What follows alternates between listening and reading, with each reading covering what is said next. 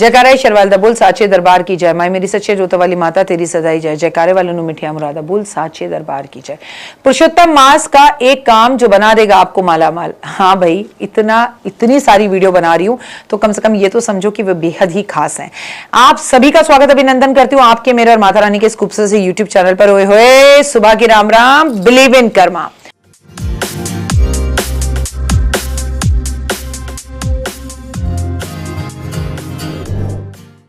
आज इस वीडियो में मैं जो आपको जानकारी देने जा रही हूं, जो पुरुषोत्तम मास अधिक मास के बारे में आपको बताने जा रही हूं, वो माला माल ही करेगा। इस महीने में कौन सी किताबों का आपको दान करना है और क्यों करना है और कहां करना है, वीडियो को अंत तक जरूर देखें। अधिक मास में धर्म कर्म और को सबसे ऊपर माना गया है। इस दौरान श्रीमद् भगवत गीता, विष्णु सहस्त्रनाम, राम कथा का पाठ, रामायण का पाठ बेहद ही फलदायक बताया गया है।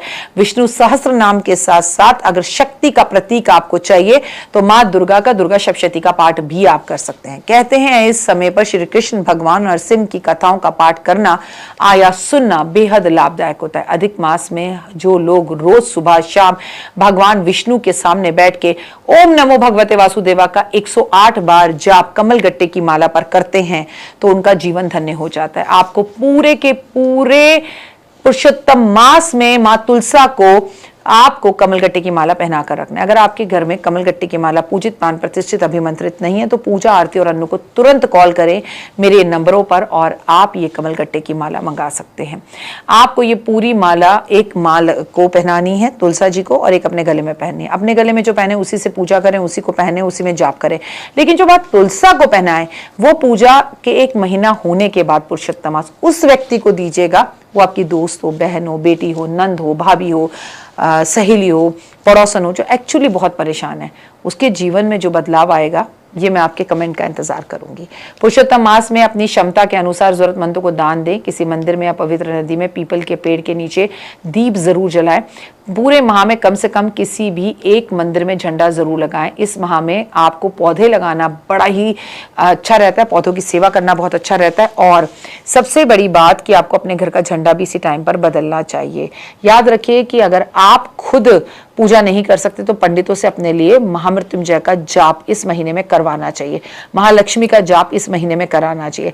अगर संभव हो तो गंगा, यमुना, गोदावरी किसी भी पवित्र नदी में स्नान करने जरूर जाना चाहिए। पापों का नाश होता है, लेकिन सबसे ऊपर आती है गंगा नदी। पुरुषोत्तम मास में हर दिन की शुरुआत में भगवान विष्णु और कृष्ण के नाम को लेकर ही शुरू करनी चाहिए। श्रीमद् भागवत गीता खुद करें और भागवत अगर किसी से करवा सकते हैं करवाएं। विष्णु सहस्त्रनाम कर सकते हैं तो करें, सुन सकते हैं सुने और कराएं। पुरुषोत्तम मास में कौन सी किताबों का दान करें? धार्मिक किताबों का शौक कई लोगों को होता है, लेकिन क्या आपको मालूम है कि पुरुषोत्तम मास में धार्मिक किताबों का दान कितना फलदायक होता है? कहते हैं कि ज्ञान दान सबसे बड़ा होता है और ऐसे में दान जो देता है वो ही बड़ा नहीं होता, लेने वाला बड़ा होता है। किस दिन कौन सी किताब का दान करें? रविवार के दिन आपको हरिवंश पुराण की किताब का दान काफी शुभदायक रहता है। मान्यता है ऐसा करने से कुंडली में सूर्य ग्रह मजबूत होता है और वो व्यक्ति को कई तरह की बीमारियों से निजात दिलाता है। और आपको हरिवंश पुराण उस लड़की को देनी चाहिए जिसे संतान नहीं हो रही हो। अगर रोज सुबह नहाकर हरिवंश पुराण के सामने दीपक जलाकर वो लड़की से पढ़ना शुरू कर दे, 1 वर्ष के अंदर अंदर उसे संतान होगी। सोमवार को आपको विरोधियों की संख्या बढ़ती जा रही हो, कई बार धन की हानि हो रही होती है, तो सोमवार को शिव मंदिर में शिव चालीसा, शिव पुराण का या शिव रक्षा स्त्रोत्र की किताबों का दान करना चाहिए। साथ में महादेव के मंदिर में बैठकर उपासना और पाठ भी करना चाहिए। घर में अगर बार बार चोरी हो रही हो, अगर नुकसान हो रहा हो, कोर्ट कचहरी के केस हो रहे हो, पुलिस की प्रॉब्लम हो रही हो, तो पुरुषोत्तम मास में मंगलवार को हनुमान जी के मंदिर में जाके हनुमान चालीसा, सुंदरकांड का जो पावन पुस्तकें हैं, बजरंग बाण की जो पावन पुस्तकें, उनका दान करना चाहिए। अच्छा, 1 करो, 2 करो, 100 करो, 10 करो, ये आपकी आर्थिक स्थिति पर है। धार्मिक पुस्तकों का दान करने के समय करने से दुनिया में मान सम्मान यश बढ़ता है। लक्ष्मी बहुत चाहिए तो शुक्रवार वाले दिन लक्ष्मी जी की पावन पुस्तकों का आपको दान करना चाहिए। अगर आपकी मकर राशि, कुंभ राशि और मीन राशि है तो शनिवार वाले दिन आपको शनि चालीसा का दान शनि मंदिर में जाकर करना चाहिए।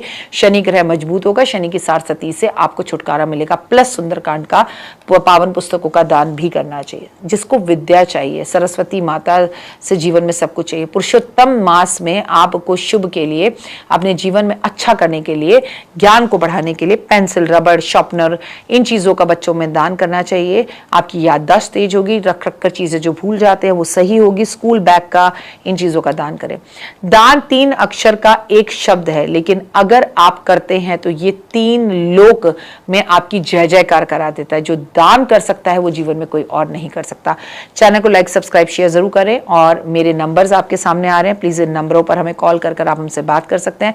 कमेंट्स में सिर्फ और सिर्फ जय माता दी।